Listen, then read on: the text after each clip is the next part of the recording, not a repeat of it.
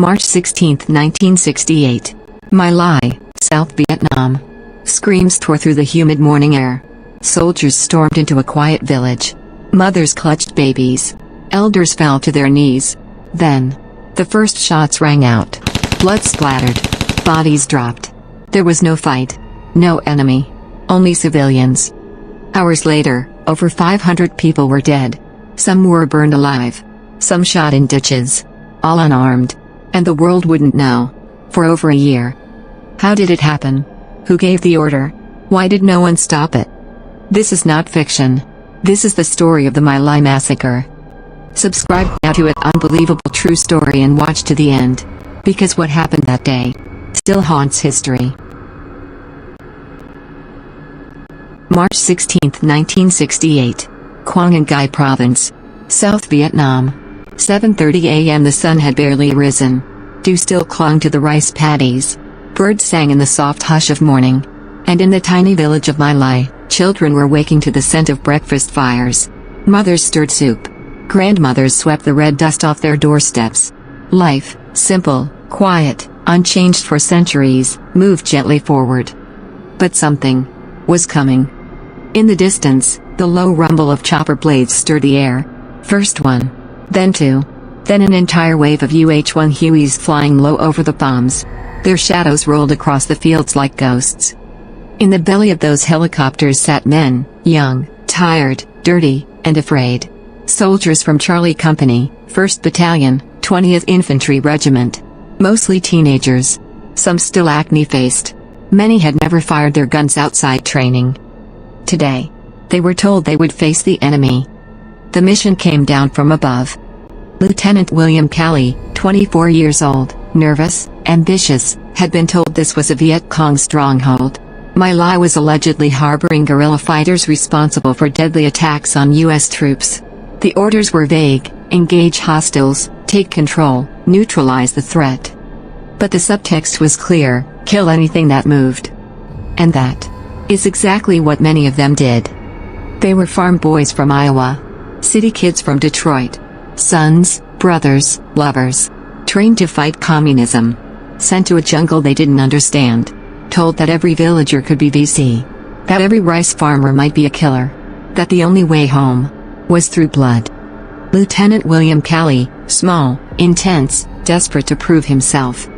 Captain Ernest Medina, company commander, sharp, tough, and quiet. Paul Medlow, 20, baby-faced, obedient. Michael Bernhardt, 22, skeptical, watchful. Hugh Thompson, a helicopter pilot with a conscience few others had. Ronald Hebrel, a military photographer, his lens would later expose the world. They landed on the edge of the village around 7:45 a.m. No shots were fired. No traps were triggered. No VC were seen. But soon, the screaming began. The villagers were caught off guard. They thought the soldiers were just passing through. Then, chaos. Women were dragged from huts. Men were pushed into fields. Children screamed as rifle butts struck the ground. Calley barked orders. Soldiers fired into crowds. Blood sprayed the thatched walls of homes. Babies wailed and were silenced.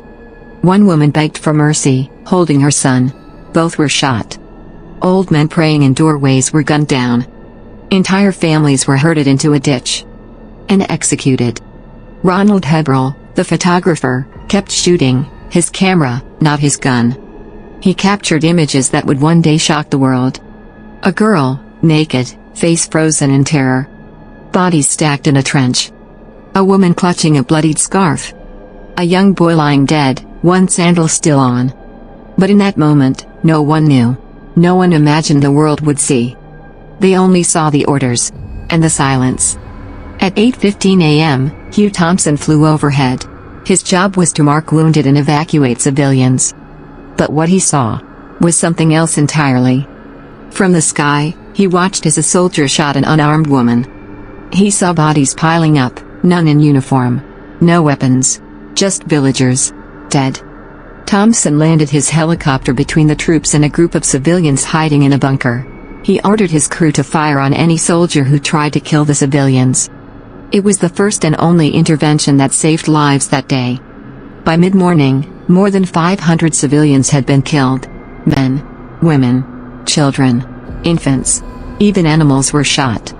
Villagers were thrown into wells, burned inside homes, tortured. No Viet Cong were found. No weapons were discovered. Only bodies, silence, and the sickening stench of war gone mad. Some soldiers followed orders blindly. Some hesitated, then joined in. Some watched in horror but said nothing. One soldier, Paul Medlow, later admitted, "We just started shooting.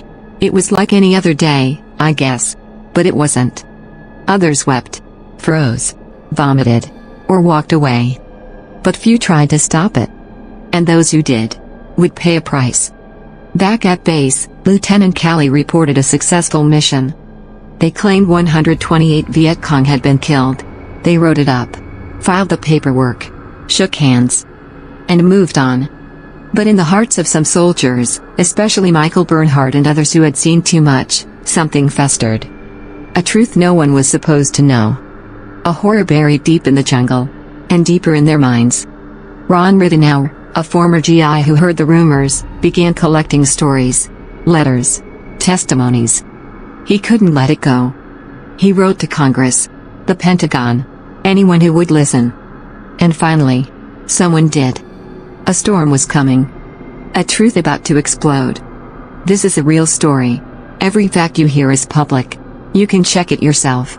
If real-life mysteries leave you breathless, subscribe now to an unbelievable true story. Because the next truth we uncover might hit even closer to home. When the helicopters lifted off from My Lai, the fields were still smoking. The sun glared down on burned huts, mangled bodies, and the stench of death. Soldiers boarded without words. Some sat in silence, avoiding each other's eyes. Others laughed, numb or proud. A few even snapped photos, treating the horror like a trophy. Lieutenant William Calley filed his report by nightfall. He claimed a major victory. No questions were asked. The official count? 128 Viet Cong combatants killed. No mention of women, or children, or unarmed elders. No one seemed to care. Until one soldier couldn't stay silent. Ronald Rittenauer wasn't there that day. But he heard the whispers. He had served in Vietnam, and after his tour, returned home with a mind full of suspicion and a heart that couldn't ignore the rumors. Other soldiers spoke in hushed tones, of a mission gone wrong. Of something beyond war. So Ron started investigating. He wrote letters to every government office he could find, congressmen, the Joint Chiefs, the President, the Pentagon. His letters were clear, chilling, and unwavering. "I remain irrevocably persuaded that an American Army unit massacred some 500 defenseless Vietnamese civilians." He named names. He gave dates. He demanded the truth. And finally, someone listened. In 1969, over a year after the massacre, the Army launched an official inquiry. At first, it was slow, sluggish, deliberate. They didn't want to find what they were looking for. But as more men were interviewed, as more testimony was recorded, the dam began to crack. Michael Bernhardt, who had been in My Lai, finally spoke. His words were clear. It was murder. That's all it was. Another soldier described the bodies of children, infants, pregnant women. One called it a bloodbath. Even Lieutenant Calley's own men started to turn on him. Meanwhile, back in Cleveland, Ronald Hebrel, the Army photographer, was sitting on dozens of images. He had shot them with 2 cameras, one military-issued, one personal. The military camera images were censored, turned over. But the personal ones? He kept those. In late 1969, Life magazine published them. The world saw My Lai for the first time. A toddler crawling over his dead mother. A pile of villagers in a ditch. A woman shielding her child with her body. No longer rumors. No longer whispers. It was real. The whole world was watching. The Army could no longer ignore the storm. In September 1969, Lieutenant Calley was formally charged with premeditated murder of at least 109 Vietnamese civilians. He denied wrongdoing. He said he was just following orders. He said the villagers were Viet Cong, or helping them. But the testimony didn't back him up. Even his fellow soldiers said he told them to waste them all. One soldier testified, "He just ordered us to start shooting. There wasn't any resistance. They weren't armed. They were just standing there." Still, many Americans defended him. As Cali faced trial, America faced a mirror. Some saw a war criminal, a murderer in uniform. Others saw a scapegoat, a soldier trapped by chaos, following flawed orders. Protests broke out on both sides. Some demanded justice for the Vietnamese. Others shouted "Free Cali."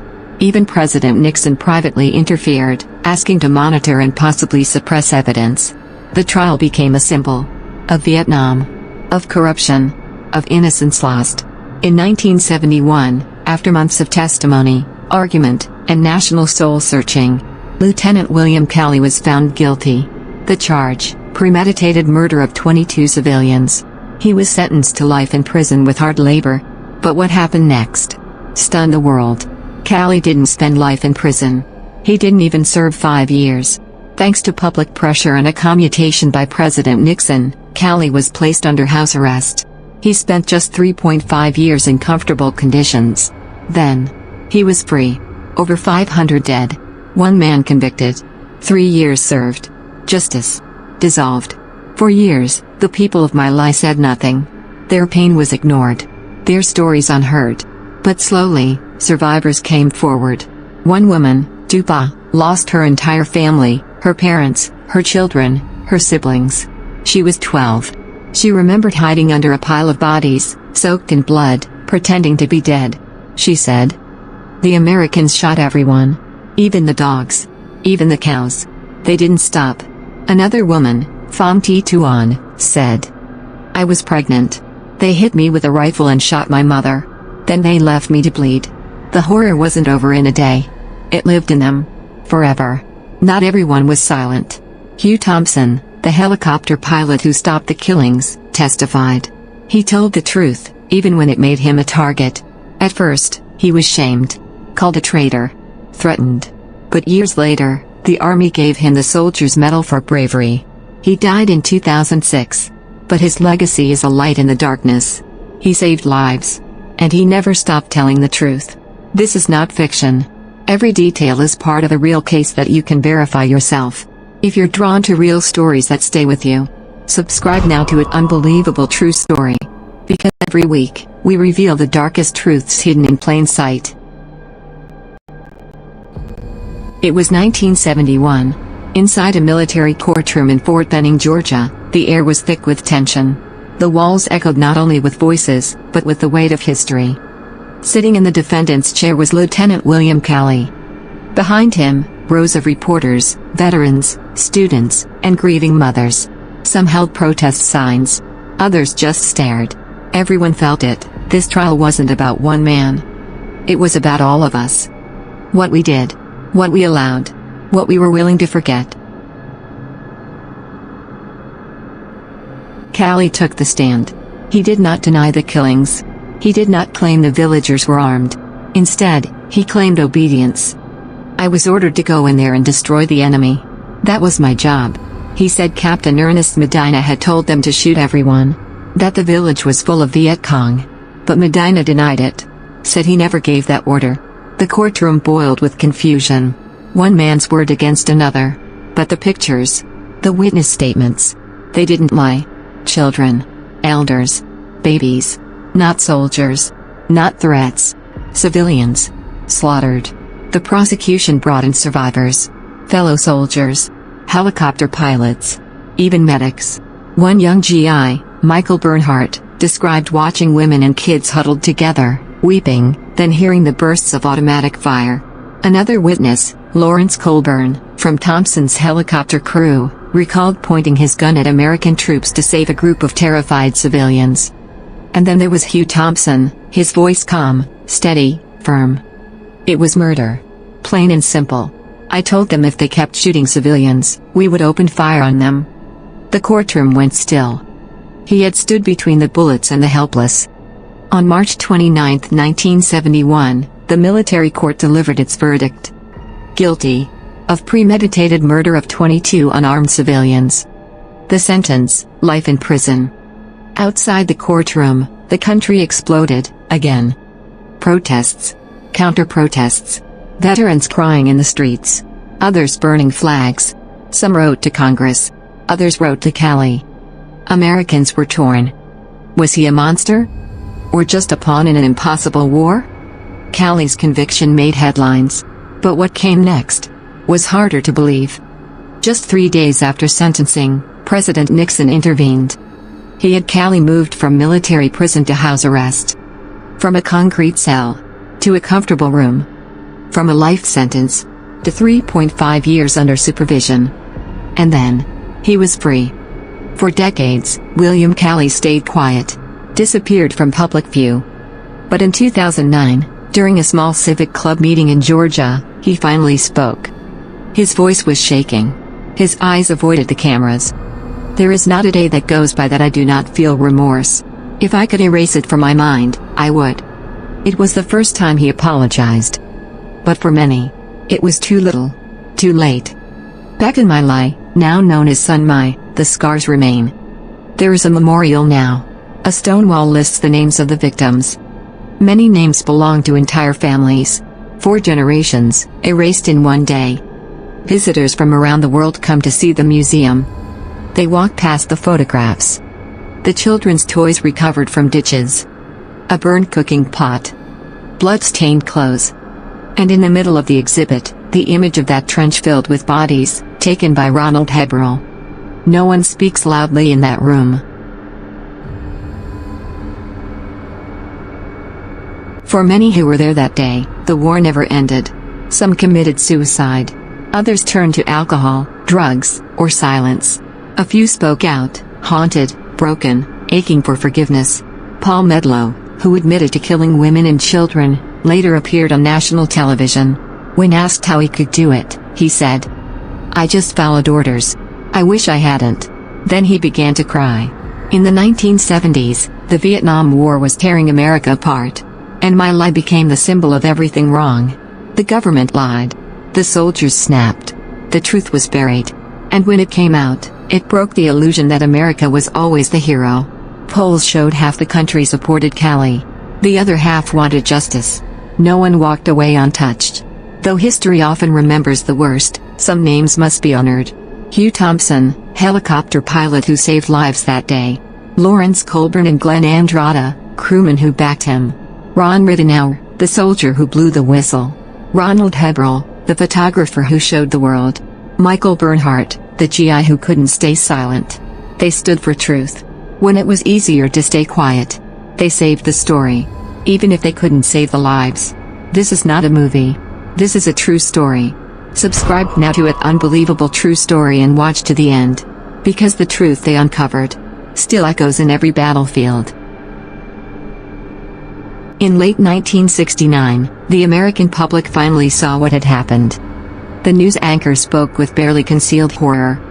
Today, the Army confirmed that American troops may have massacred over 500 unarmed civilians. Gasps. Silence. Then rage. Veterans called in to say they were ashamed. Parents wrote letters asking how their sons could become monsters. And then, the denials began. General William Westmoreland, commander of U.S. forces in Vietnam, issued a statement. He called it an isolated incident. He said the Army was investigating. He said most soldiers behaved with honor and restraint. But the images said otherwise.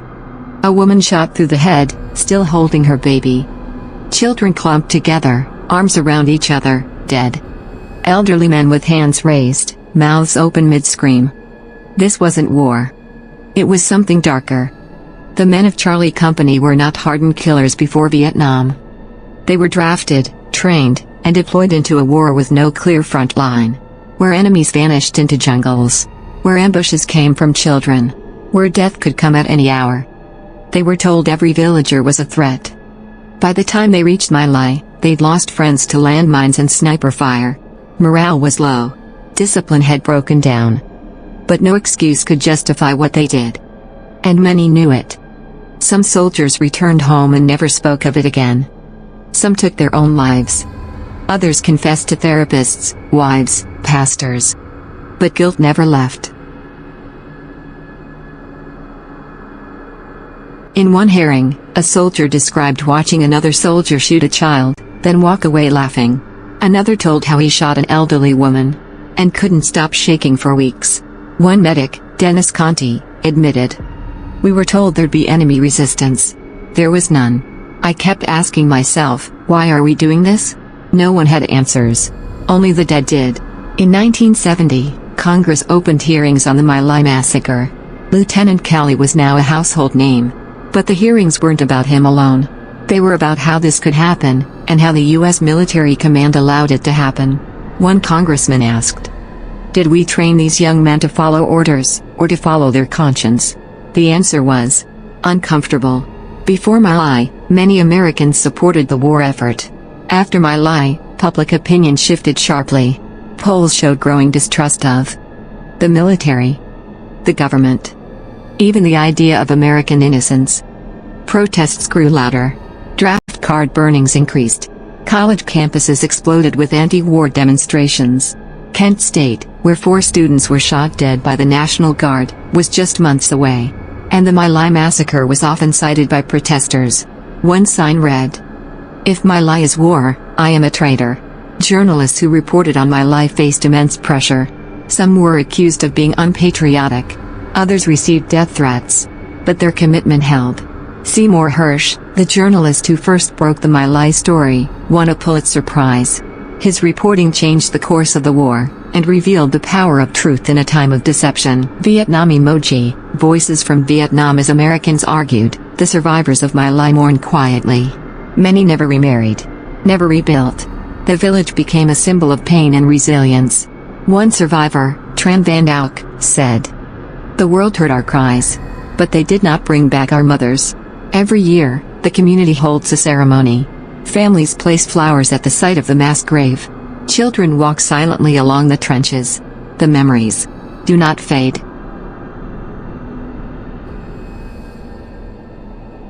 For years, schools barely mentioned My Lai. History textbooks downplayed the massacre, or omitted it entirely.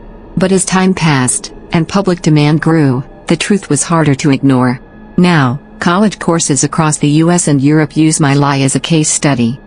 In war crimes, in military ethics, in the psychology of obedience.